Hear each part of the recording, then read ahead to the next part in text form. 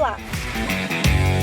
Seja bem-vindo ao Processo Cast, o podcast sobre direito processual apresentado por Guilherme Kristen Meller.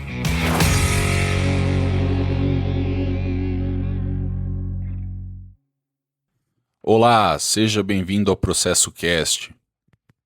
No episódio de hoje vamos tratar de um assunto que atravessa toda a vida do processo como relação jurídica. Como ele nasce, o que pode paralisar o seu andamento e de que maneira ele se encerra.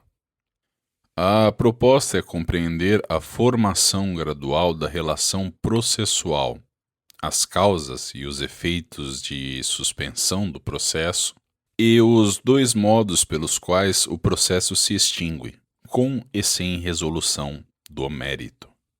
Comecemos com uma ideia que já encontramos em episódios anteriores, mas que aqui merece ser retomada para que o raciocínio faça sentido completo. O processo é uma relação jurídica complexa e dinâmica. Como toda relação jurídica, ela nasce, se desenvolve e se exaure.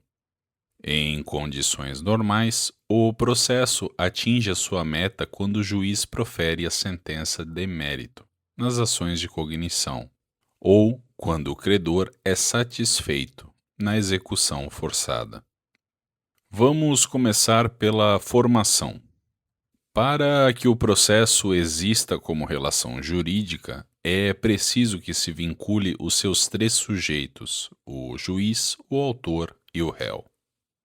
Já o direito romano clássico sintetizou isso com precisão. O processo é a atividade de três pessoas, o juiz, o autor e o réu.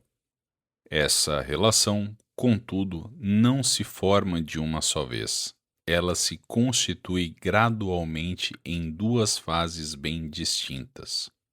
Na primeira fase, quando o autor protocola a petição inicial, vincula-se apenas a relação ao autor-juiz. O processo existe, mas ainda está incompleto. Por isso, até este momento, o autor pode aditar ou alterar livremente o pedido ou a causa de pedir, sem precisar do consentimento de ninguém. Na segunda fase, com a citação válida do réu, a relação processual se completa, integrando o seu lado passivo. A partir daí, o processo atinge a forma angular que os processualistas descrevem, autor e réu vinculados ao juiz, cada qual com direitos, deveres, ônus e faculdades voltados para o órgão jurisdicional. Os litigantes não se atingem diretamente no processo. Atingem-se por meio das decisões do juiz. Gravem o ponto. É a citação que completa a relação processual e, ao mesmo tempo, provoca a sua estabilização. A partir da citação, produz-se a litispendência, a lide exposta pelo autor na petição inicial passa a ser o objeto do processo, fixando-se tanto os elementos objetivos quanto os subjetivos da relação. Isso significa que, salvo acordo entre as partes, não mais se admite a modificação do pedido ou da causa de pedir, nem a substituição das partes litigantes. O juízo também fica vinculado, fenômeno que a doutrina denomina perpetuo jurisdictionis. Há um limite temporal para a alteração do pedido que merece registro. Antes da citação, o autor pode alterá-lo sozinho. Depois da citação e até o saneamento, somente com o consentimento do réu. Após o saneamento, nenhuma alteração é admitida, nem mesmo por acordo das partes. Avançando. Formado o processo, ele deveria caminhar regularmente rumo à sentença. Mas pode ocorrer que determinados acontecimentos, voluntários ou não, provoquem uma paralisação temporária, Esse é o fenômeno da suspensão do processo. A suspensão inibe o andamento do feito, mas não dissolve o vínculo processual. A relação continua a subsistir com toda a sua eficiência. Os atos já praticados permanecem íntegros e válidos. Os prazos que já começaram a correr ficam com a sua fluência interrompida na parte transcorrida e retomam após cessar a paralisação, apenas pelo restante necessário para completar o lapso legal. Durante a suspensão, como regra, nenhum ato processual é permitido. Em caráter excepcional, porém, o juiz pode determinar a prática de atos urgentes para evitar dano irreparável, como a citação diante da iminência de prescrição ou decadência, ou a antecipação de prova em risco de se perder. Essa permissão não se aplica quando a suspensão decorre de arguição de impedimento ou de suspeição do juiz. Nesses casos, até os atos urgentes competem ao substituto legal. O Código de Processo Civil, no artigo 313, elenca as causas de suspensão. Vamos examiná-las por categorias. A primeira categoria é a das causas de ordem física ou processual. Aqui entram a morte ou a perda de capacidade processual de qualquer das partes, de seu representante legal ou de seu procurador. Quando uma parte morre, o processo se suspende para que o espólio ou os sucessores sejam habilitados a ingressar no processo em seu lugar. Nos casos de direito intransmissível, como certas ações de família, a morte não apenas suspende, mas extingue o processo. A perda de capacidade de uma parte também impõe a suspensão, pois a capacidade civil de exercício é pressuposto de validade da relação processual.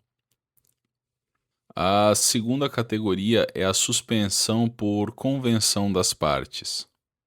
O Código permite que os litigantes acordem a suspensão do processo, mas esse acordo depende de ato subsequente do juiz para produzir efeito, pois o impulso do processo é oficial, não fica na dependência da vontade das partes. A suspensão convencional não pode ultrapassar 6 meses. Findo o prazo, o juiz determina de ofício o prosseguimento do feito, independentemente de qualquer provocação. A terceira categoria envolve causas de ordem lógica. A suspensão por prejudicialidade.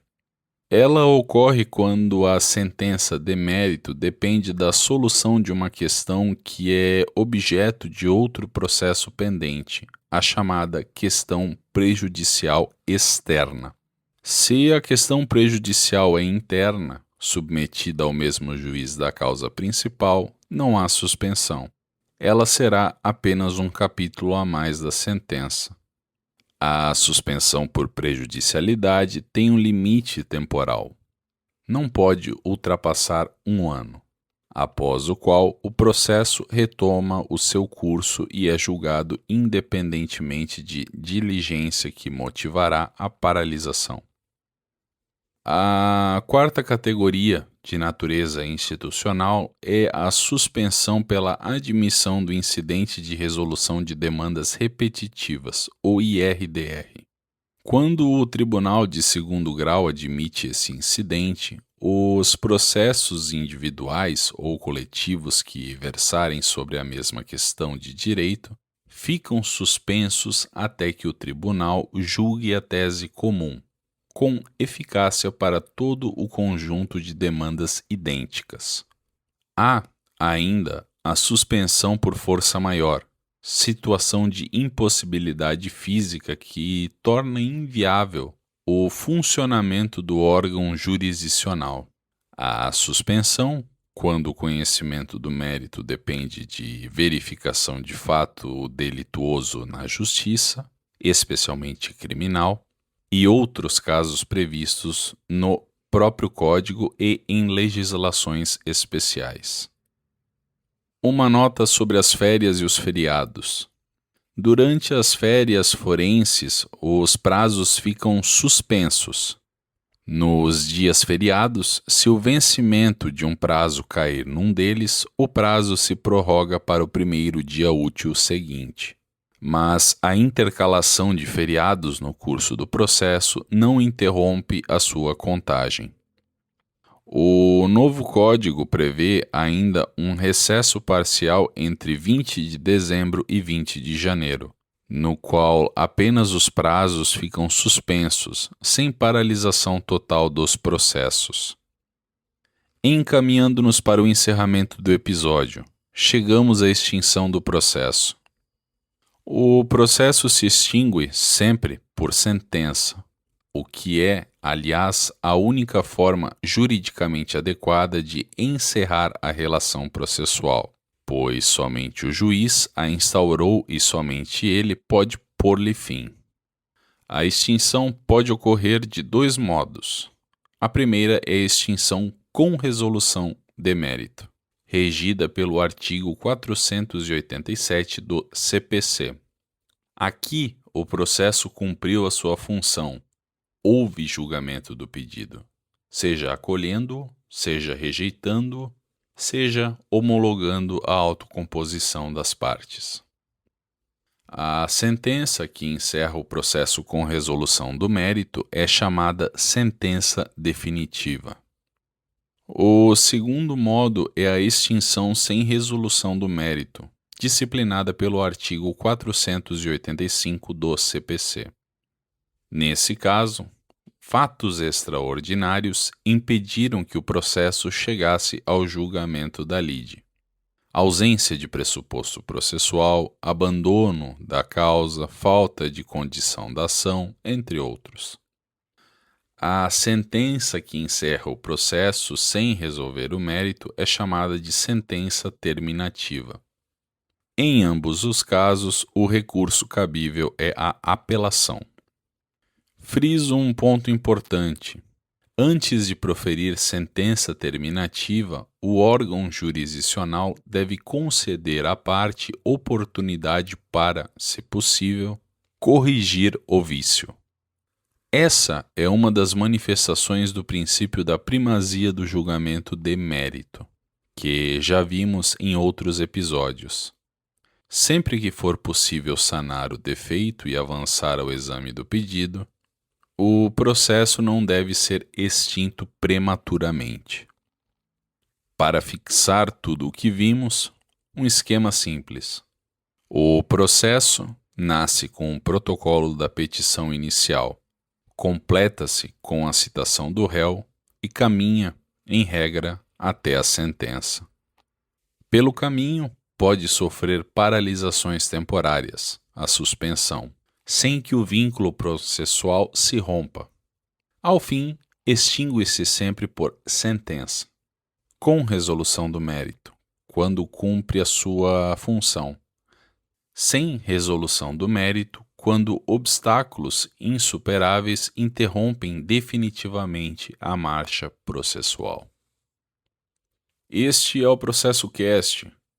A obra de arte escolhida para a capa deste episódio é a Approaching Storm, de Martin Johnson Reed. Se você gostou deste episódio e do conteúdo deste podcast, peço que considere seguir o programa na plataforma de sua preferência e avaliá-lo com 5 estrelas. Agora, os ouvintes do podcast recebem descontos sobre todas as obras que eu escrevi e participei publicadas na editora Totti. Na hora de finalizar a sua compra, utilize o cupom PROCESSOCAST15 para garantir o desconto. O cupom é por tempo limitado. Aguardo vocês no próximo episódio. Até mais. Tchau.